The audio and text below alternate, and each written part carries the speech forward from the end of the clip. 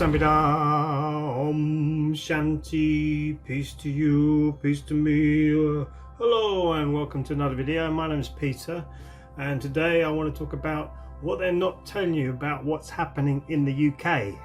Again, what are they not telling you about what's happening in the UK?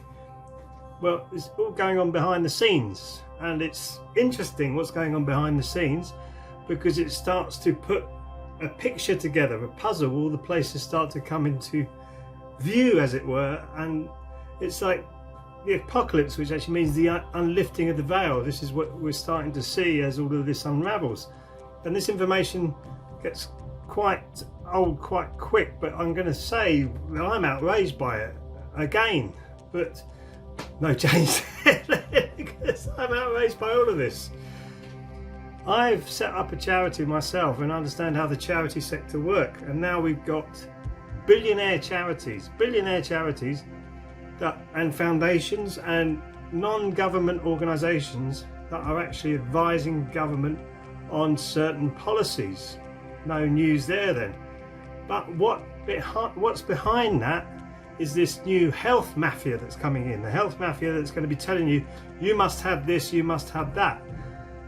So this is not capitalism as we are perceived to make it be, or think that it is. It's not. It's global fascism, because you've got people in the government now who are actually making money out of this global agenda, especially with the vaccines. So you had the Bill and Melinda Gates Foundation that set up the decade of vaccines, and if you see all the companies, or some of the companies that are involved with that, guess who's behind them? The Bill and Melinda Gates Foundation. It's unbelievable. It is a global vaccine agenda with all this coronavirus meme that we live in. This unbelievable state of affairs that we're in. So with that global vaccine agenda, we've got a British company that go to the UK called Sage, and it was a secret committee, but now it is actually out in the open. Sage, Scientific Advisory Group for Emergencies, and it was set up to advise government on emergencies, health emergencies. It's come out in the open now, which is good, but the head of that was Patrick Vallance, and guess who he used to work for? Just have one guess.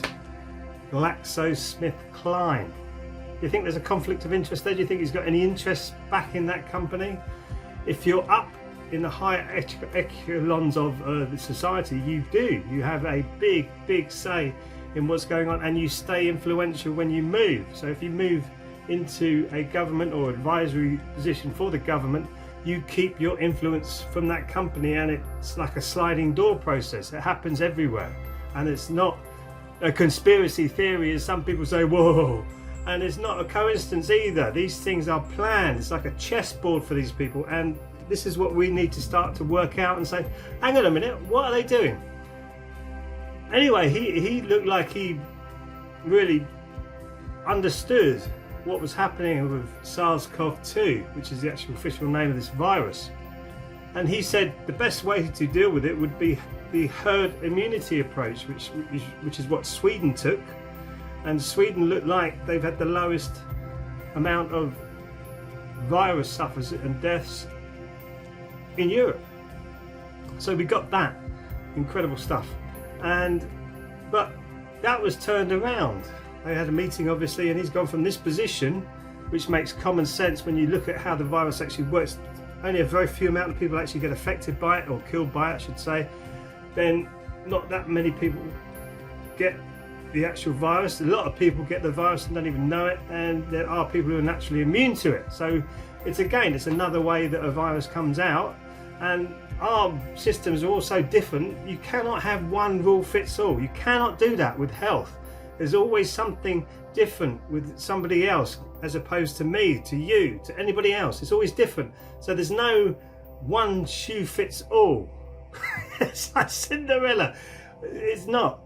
So why did all of a sudden we've gone from this advisory position of herd immunity, where this lockdown wouldn't have been necessary, to going to a fully fledged lockdown where you can only go out to exercise and buy essential goods.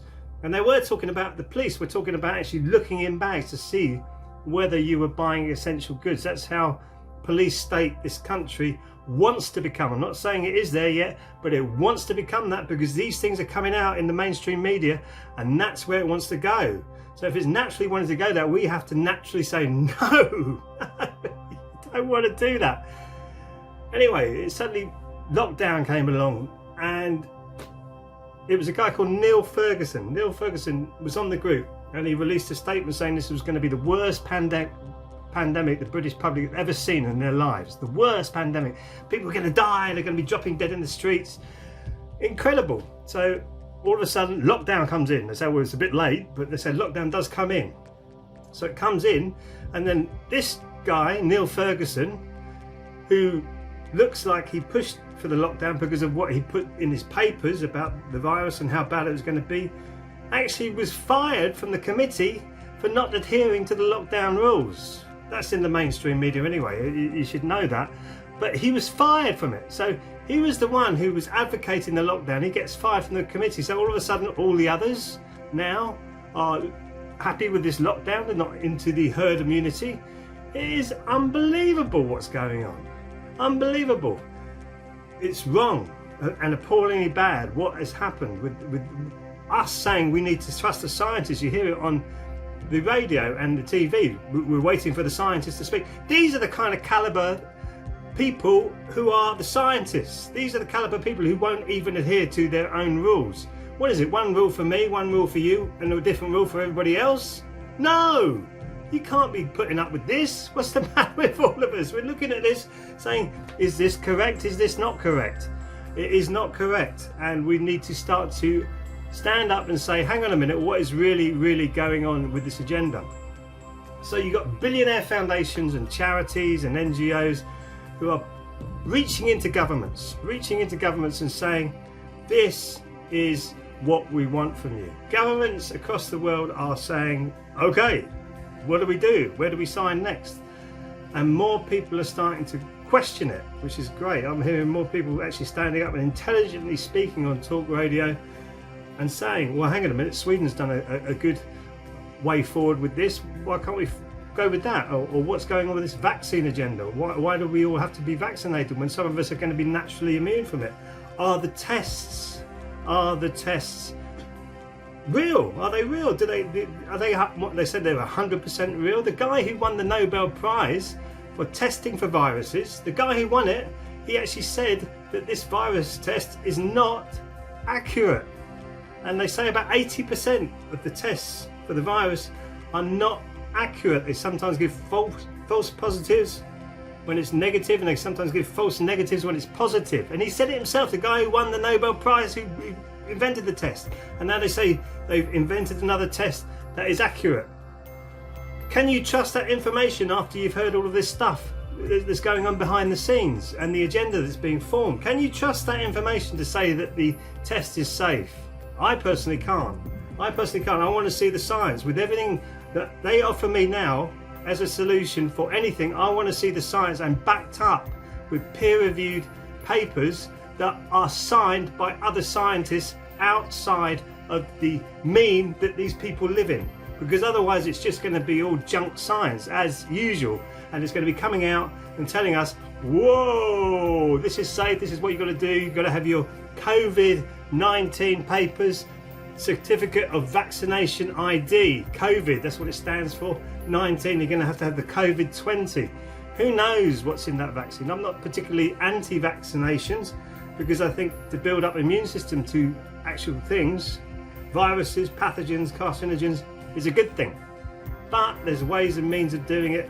Your diet and your healthy immune system really is the first line of defense, and that's what we all should be moving towards, is getting yourself a healthier body, healthier mind, more positive outlook on the world, because we can change it.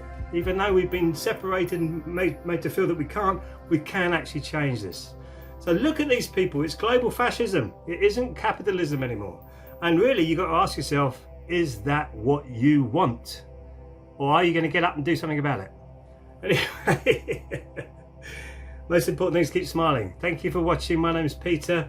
If you've enjoyed, please like and subscribe, and I'll see you in the next video. Sarang Hamida.